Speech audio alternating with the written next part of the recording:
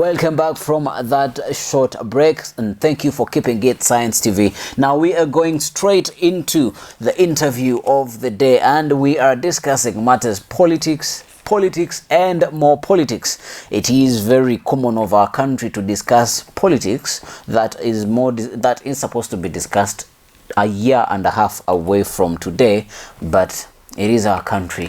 And the gentleman we have in studio today, we're going to be talking about him basically and what he does in line with politics.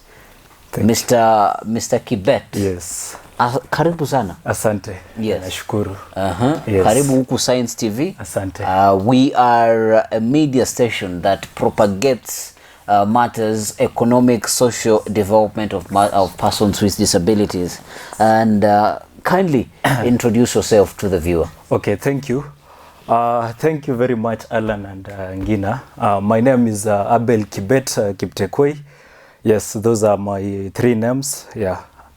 And I'm also an MC aspirant, Elgon Ward 2022. Elgon Ward is in Bungoma County, for those who don't know that. Yeah. So who is Kibet? Okay, basically, yeah, thank you for the question. Kibet is a man. Yes, I'm not married. Yes, I must start definitely we can see that you are a man. No, what are you saying? Kibet is a man. You know, are there types of men that we need to know that after you mentioning all your names, now we are supposed to identify you now that this one is a half a man? Yeah, no, nowadays we have a lot of inclusivity. And when you understand when we say inclusivity, so I must specify that I'm a man. Nowadays we can get somebody wearing a trouser, but he or she will feel offended when you refer to the person the way, maybe the way you are saying, but yeah, it may be wrong. So I must say that I'm a man. Yeah. Okay. Beyond being a man, yes. Who is Kibet? Kibet is a student and also a politician. I'm a second year student at Kenya Institute of Mass Communication, pursuing film stroke video production. And I'm also a politician, as I've said. Yes. Yes. So where do these two merge? Film, video, politics? You know, politics is everywhere. In fact, at least everything that you do has politics in it. So you cannot divide politics. Aren't you assuming? Because I might be in a relationship, yes, and there isn't any politics in that particular relationship. It depends on the way that you'll be taking it and the way you understand. But for me, I've specified that I'm a politician. So when some issues arise, even if it is in a relationship, yes, or I'll view it as politics, and I'll tend to make an approach which is political. Yes. Yeah. Now over the weekend. Yes. Over the weekend, that was on between Thursday and Friday, we saw by-elections happening in the country, yes, and I'm going to be sampling some of them. And these were parliamentary by-elections, yes, where Kabuchai in Bungoma County, where the constituency Kabuchai, yes, in Bungoma County, yes, was won by Majimbo Kalasinga, yes, of Ford Kenya retaining that particular seat. And then in Matungu, yes, Matungu Kakamega County, Peter Nabulindo, yes, of ANC party, retained retained that particular seat in Nabuchai. And these when you look at these constituencies, yes, these are bedrocks of the leaders of those political parties. Do you think there wasn't enough challenge, yes, from other political parties, or? Thank you for that. True, we saw the by-elections at the parliamentary levels. We are speaking about the Kabuchai and the one in Kakamega County that was won by the ANC candidate Matungu. Yes. Frankly speaking, first of all, I want to congratulate the candidates that won in those areas. Yeah, it means they did a lot. But to your question, we had competition, and other parties fielded their candidates. For instance, in Kabuchai, where we had a UDA candidate, we had an ODM candidate, and also the Ford Kenya who won. So I think the competition was stiff, and when the competition is very stiff like that, yeah, we must have a win at the end of the day. Yes. You mentioned about political parties, yes, that participated in those particular by-elections, yes, yes. And you pick keen interest, yes, in the UDA political party. True. What True. Is UDA? Because there's been rounds, UDA, kazi sijui endelee. What is the UDA party? Not kazi endelee, kazi ni kazi. Kazi ni kazi. Yes. Okay. Thank you for the correction. Thank you. Okay. UDA is the newest party in town, which is an affiliate of Jubilee party, the ruling party. How is it an affiliate of the Jubilee party? Are you getting your facts correct? Yes, I'm getting my facts correct, and I know what I'm speaking. So when I say it is an affiliate of Jubilee, and yes, you're going to be telling us how it is an affiliate. Yes, yes. Jubilee, you have asked me about UDA. It is United Democratic Alliance. It is a party it is a new party in town, but as you can see from the politics that is happening in the country, there is a lot BBI, and it has brought a lot of rift in the house that made the government, the Jubilee.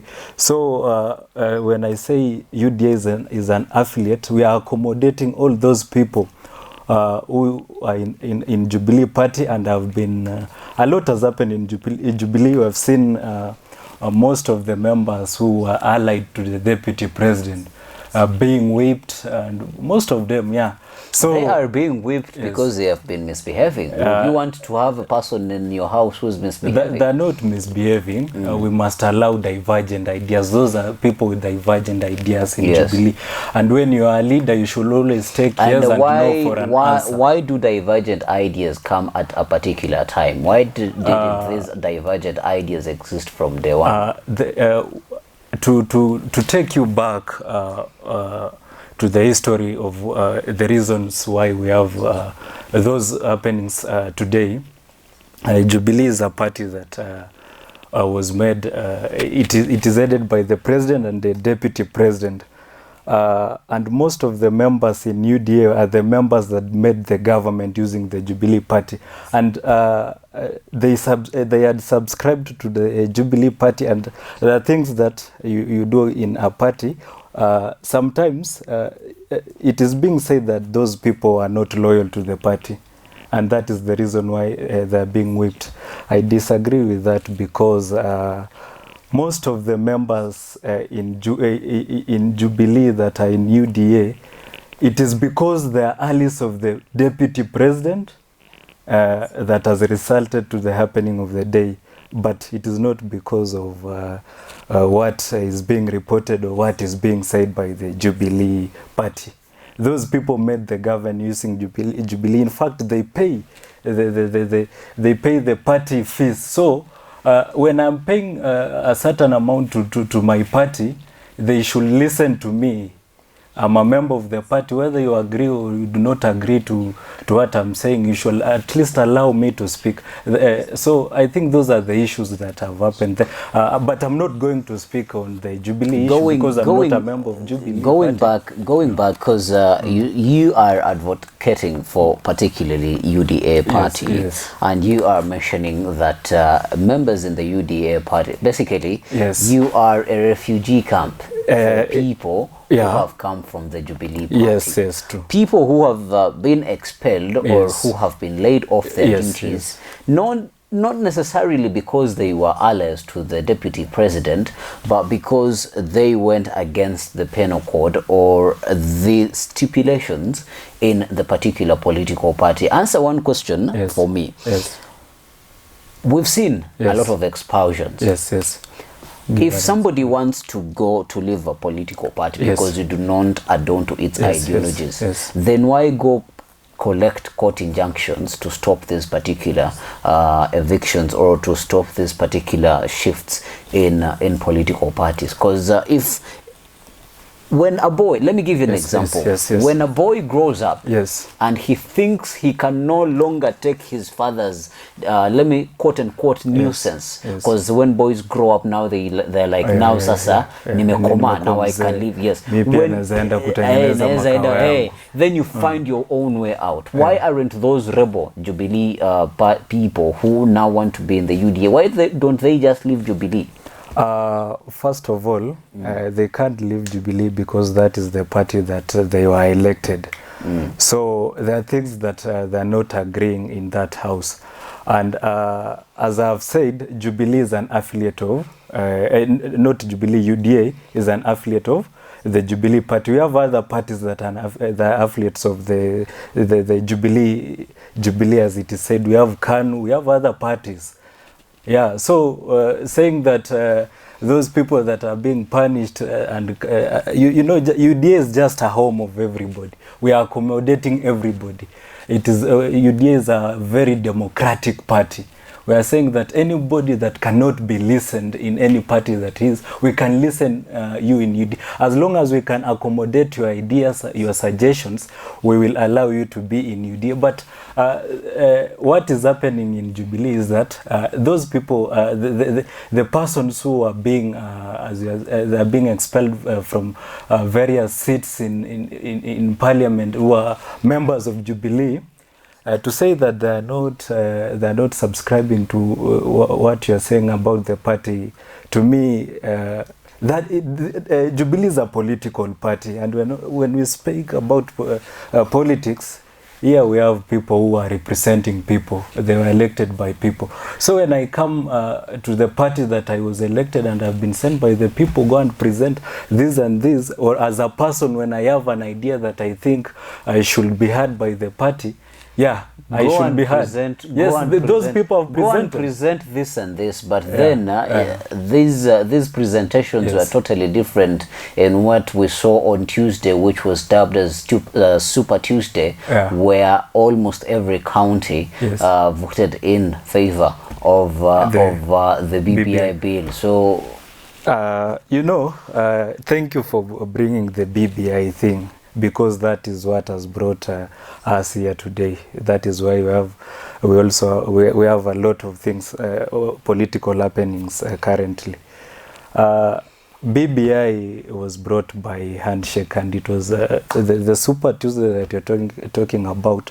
You know, when we are discussing about a constitution is not for those people allied to Ruto or those people allied to to Raila or Uhuru Kenyatta. A constitution belongs to all Kenyans. And for us, the members of UDA party, and also a follower of His Excellency Deputy President William Ruto, I must say that the way in which BBI is being taken is what we do not subscribe to. But there are things that we agree, and there are things that we have presented in the BBI to mean why isn't the leader, the Right Honorable William Deputy President William Ruto, why isn't he specifically picking out, this is what I want changed? He speaked in Bomas. We had Bomas 2 meeting.